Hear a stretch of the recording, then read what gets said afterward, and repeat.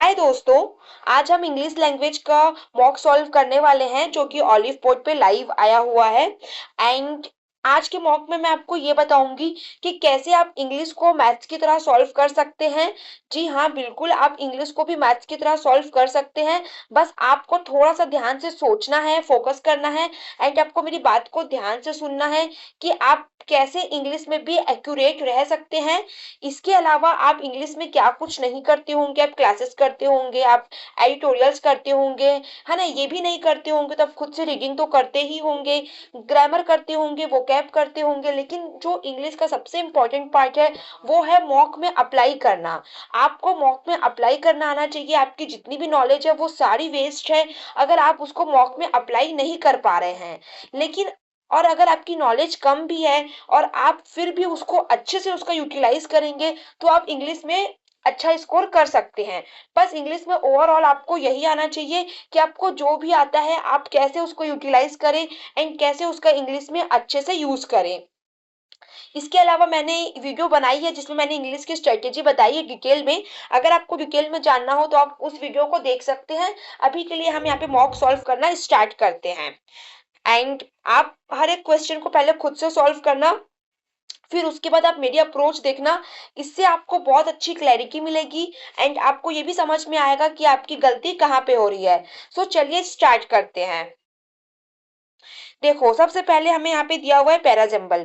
Parajumble देखते ही आपको exam में सबसे पहले क्या करना है, सबसे पहले आपको करना है फर्स्ट सेंटेंस खोजना है ना, जो कि काफी बेसिक है, आप लोगों को पता होगा।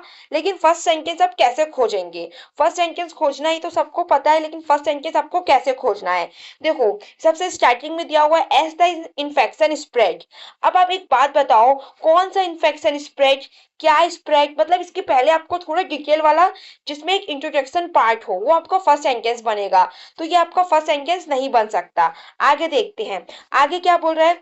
Afghanistan reported it's first covid case on February 24, 2020। यहाँ पे बोला जा रहा है कि अफगानिस्तान ने रिपोर्ट किया था अपना कोविड का पहला केस 24 फरवरी 2020 में। अब देखो, पहला कोविड का केस, यहाँ पे कोई चीज की एकदम इंट्रोडक्शन दिया हुआ है, पहला है, कोविड के बारे में भी बताया हुआ है, आपको अच्छे से ईयर भी दिया हुआ है। तो ये आपका फर्स्ट सेंटेंस हो सकता है, लेकिन आपको ऐसे ही डिसाइड नहीं करना है, एक बार आपको लास्ट तक पूरा देखना है। अब देखो, थर्ड सेंटेंस में क्या बोल रहा है। Afghanistan experience a relatively moderate second wave of infection. अब यहाँ पे क्या बात कर रहा है कि अफगानिस्तान ने एक्सपीरियंस किया सेकेंड वेव। अब देखो, सेकेंड वेव के बारे में बोल रहा है तो सेकेंड वेव तो डायरेक्ट नहीं आ सकता।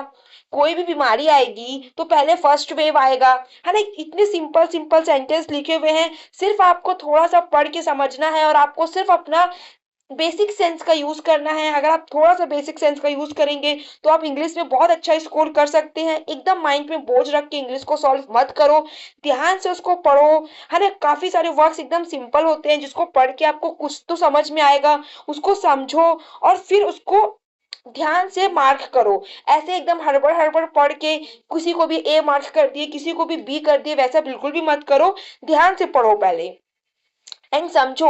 अगर नहीं समझ आ रहा है तो छोड़ दो, जो समझ में आ रहा है सिर्फ उसको मार्क करो। ऐसे करते करते धीरे धीरे आपके क्वेश्चंस भले कम बनेंगे, लेकिन आपकी जो एक्यूरेसी है वो अच्छी रहेगी एंड धीरे धीरे आपके जो क्वेश्चन है वो भी ज्यादा बनने लग जाएंगे। इसके बाद देखो, डी में क्या बोल रहा है।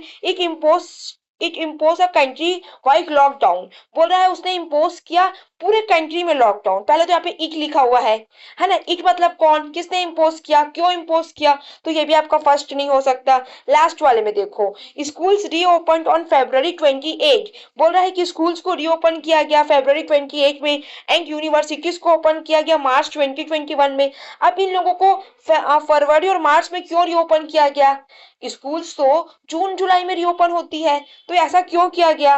किस कारण से इतना लेट से रीओपन किया गया, है ना। एंड रीओपनिंग क्यों हुई, क्लोज क्यों हुई थी? तो ये सब आपको कुछ भी नहीं पता, तो ये भी आपका फर्स्ट सेंटेंस नहीं हो सकता। तो ओवरऑल अभी तक हमें जो फर्स्ट सेंटेंस मिला है वो कौन सा मिला है? बी मिला है। तो हम मार्क कर देंगे बी पे। अब हमें हमारा फर्स्ट सेंटेंस मिल गया। अब देखो, ध्यान से सुनो। अब कोई बीमारी आई कोविड-19 के नाम की 2020 में, तो इसके बाद क्या होगा?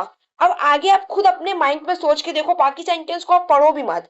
जब आप पैराजम्बल सॉल्व करते हो ना, तब आप पहला सेंटेंस पढ़ने के बाद आप खुद से 2 मिनट के लिए सोचो, है ना। मॉक में टाइमर की बिल्कुल टेंशन मत लो, थोड़ा सा अपना बेसिक सेंस बना लो, फिर आपका टाइमिंग वैसे भी कम लगेगा। अब फर्स्ट सेंटेंस आपने मार्क कर दिया कि कोई बीमारी आई, अब आगे आप खुद सोच के देखो कि आगे ये क्या बता सकता है, बिना पढ़े। आगे सेंटेंस को मत खोजो, खुद से माइंड में सोचो कि कोई बीमारी आई तो वो क्या ही करेगा आगे, या तो उस बीमारी के बारे में बताएगा, उस बीमारी के लक्षण बताएगा, या उस बीमारी से क्या हो रहा है ये बताएगा, ऐसे ही कुछ होगा। तो अब देखो, ये वाला सेंटेंस तो देखो अफगानिस्तान लिखा हुआ है, तो अगला सेंटेंस फिर जो सी वाला सेंटेंस है, पहले में बी में अफगानिस्तान लिखा हुआ है, तो अगला सेंटेंस फिर से अफगानिस्तान से तो चालू नहीं कर सकता। अब अगला सेंटेंस चालू करने के लिए या तो वो इट का यूज करेगा या कुछ और बोल के यूज करेगा, तो जो सी वाला है वो आपका अगला सेंटेंस हो ही नहीं सकता। डी वाला देखो, बोल रहा है इसने इम्पोज किया लॉकडाउन। ये एक बार हो सकता है कि अफगानिस्तान में कोविड-19 आया और उसने क्या किया, लॉकडाउन लगाया, लेकिन जो लॉकडाउन होती है ये बहुत बड़ी चीज होती है ना। कोई बीमारी आई, क्या कोविड आया, जैसे समझ लो कल कोविड आया, क्या आज ही लॉकडाउन लग गया? सोच के देखो आप, है ना। कोविड आया, कोविड ने कुछ परेशानी क्रिएट की होगी, है ना, कुछ हुआ होगा बड़ा, तभी तो लॉकडाउन लगेगा। इतनी बड़ी बड़ी बीमारियां आती है, थोड़ी लॉकडाउन लग जाता है तुरंत तुरंत। तो आप और देखो, आगे बोल रहा है स्कूल रीओपन। अब आप सोच के देखो कि कोविड आया, कोविड नाम की बीमारी आई, तुरंत थोड़ी स्कूल रीओपन कर दे देगा कि कल कोविड आया, कल स्कूल बंद हुई, आज वापस स्कूल रीओपन। कुछ हुआ होगा बीच में, उसके बाद ही स्कूल को रीओपन किया गया होगा, है ना। तो आपका ई भी नहीं हो सकता। अब ए को देखो, अब ए में क्या बोल रहा है, as the infection spread the government tightening.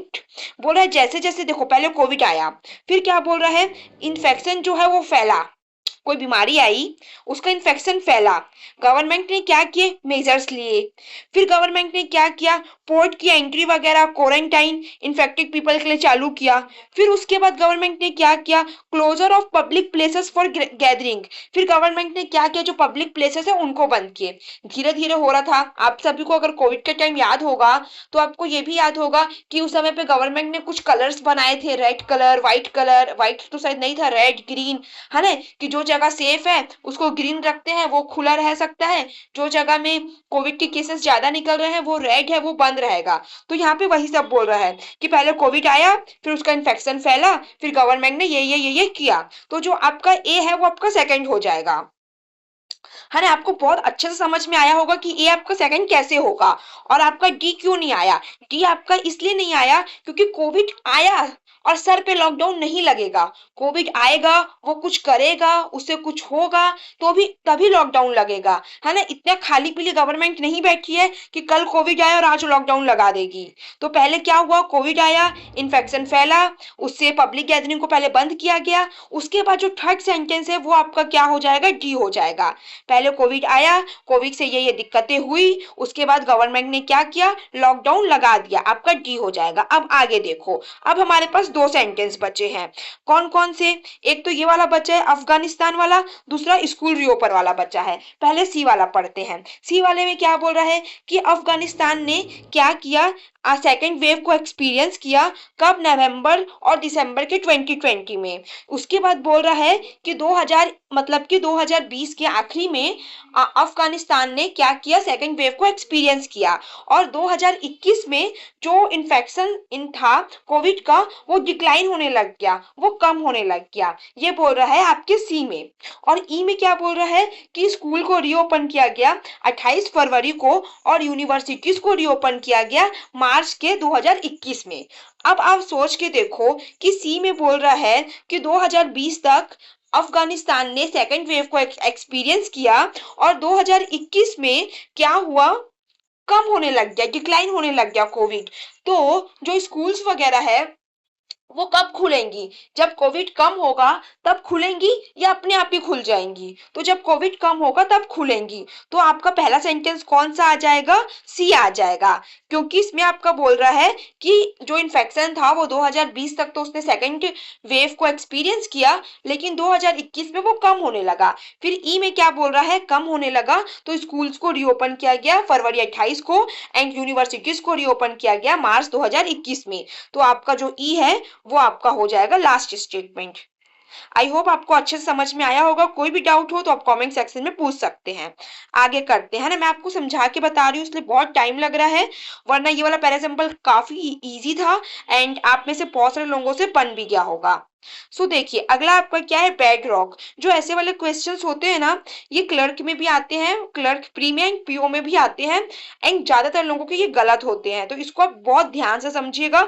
इसमें कोई भी रॉकेट साइंस नहीं है एंड इसकी एक ट्रिक, इसकी एक ये भी ट्रिक होती है कि आप दो तीन सेंटेंस पढ़ के ना मीनिंग निकाल सकते हैं कि किसमें किस सेंस में यूज हो रहा है ना। तो आप थोड़ा सा इसमें एंड एक वर्ड के दो दो तीन तीन मीनिंग भी होते हैं, तो आप थोड़ा ट्राई कर सकते हैं इसको करने का। देखो कैसे, फर्स्ट वाले में क्या बोल रहा है, बेड रॉक। पहली बात तो बेड रॉक का मतलब क्या होता है, देखो बेड रॉक का मीनिंग क्या होता है, जैसे कि जो जमीन के अंदर का जो बहुत मजबूत हिस्सा होता है, जैसे कि अभी आप लोग जमीन पे बैठे हो और आप लोग कितना भी भार रख दो जमीन पे, है ना, आप नीचे नहीं जाओगे। तो जो जमीन का जमीन के नीचे जो मजबूत हिस्सा होता है उसको बेड रॉक बोला जाता है।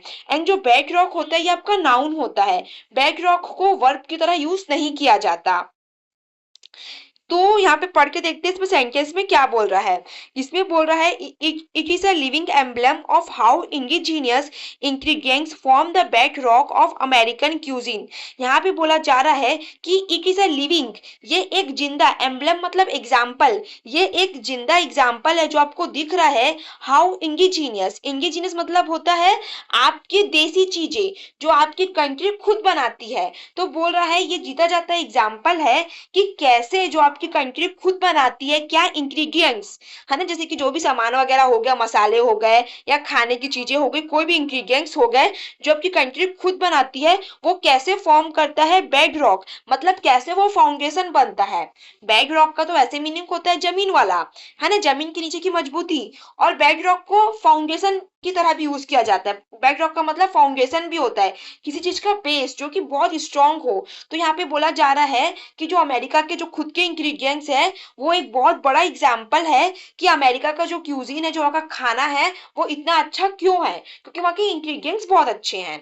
अगला सेंटेंस देखो, please bedrock the snow to the left of the maple tree so you don't block the trailer. यहाँ पे क्या बोला जा रहा है कि प्लीज बेड रॉक। अब देखो प्लीज के बाद ना वर्ब आती है ना, तो जो बेड रॉक है ना वो नाउन है, तो पहले तो आपका ग्रामेटिकली भी ये गलत हो जा रहा है। उसके अलावा अगर हम इसका हिंदी मीनिंग निकाले कि please bedrock the snow, यहाँ पे बोला जा रहा है कि जो स्नो है, जो बर्फ है, उसको लेफ्ट में कर दो ट्री के, ताकि जो पीछे से गाड़ियां वाड़ियां आए उनका रास्ता ब्लॉक ना हो। तो यहाँ पे आपका बेड रॉक नहीं आएगा, यहाँ पे आप रिमूव यूज कर सकते हैं कि जो remove, please remove the snow, है ना, जो स्नो है उसको रिमूव करके कहाँ पे कर दो, लेफ्ट लेफ्ट पे कर दो। या यहाँ पे आप सावल का भी यूज कर सकते हैं, SHOVEL, उसका मतलब भी किसी चीज को हटाना होता है। तो आप इन सब का वर्ड्स का यूज कर सकते हैं, बेड रॉक का नहीं कर सकते क्योंकि बेड रॉक एक तो नाउन है। इसके अलावा जो बेड रॉक का मीनिंग होता है वो किसी चीज का फाउंडेशन होता है या जमीन के नीचे की मजबूती होती है। तो यहाँ पे वो भी मतलब नहीं हो रहा है। इस सेंटेंस का मेन मीनिंग है कि स्नो को हटाओ, तो हटाने के लिए आप रिमूव वगैरह का यूज कर सकते हैं। थर्ड में देखो, थर्ड में क्या बोल रहा है, future expeditions to the mountain could face more exposed bedrock and ice cover making it more difficult to climb. यहाँ पे बोला जा रहा है कि जो फ्यूचर में जो पहाड़ों पे चढ़ने वाले हैं, है ना, वो फेस करेंगे बेड रॉक, मतलब कि इसकी मजबूती को, जो वहां की जो मजबूती रहेगी, जो वहां की जो जमीन रहेगी उसको फेस करेंगे, और आइस के कवर को फेस करेंगे। एंड उनके लिए जो पहाड़ है वो चढ़ना बहुत ही मुश्किल हो जाएगा।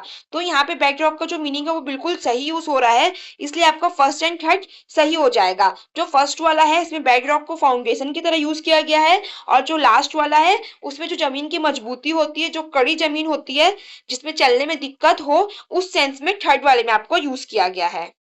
आगे देखो, आगे यहाँ पे यूज किया गया है see. Did you see that programme on shark last night.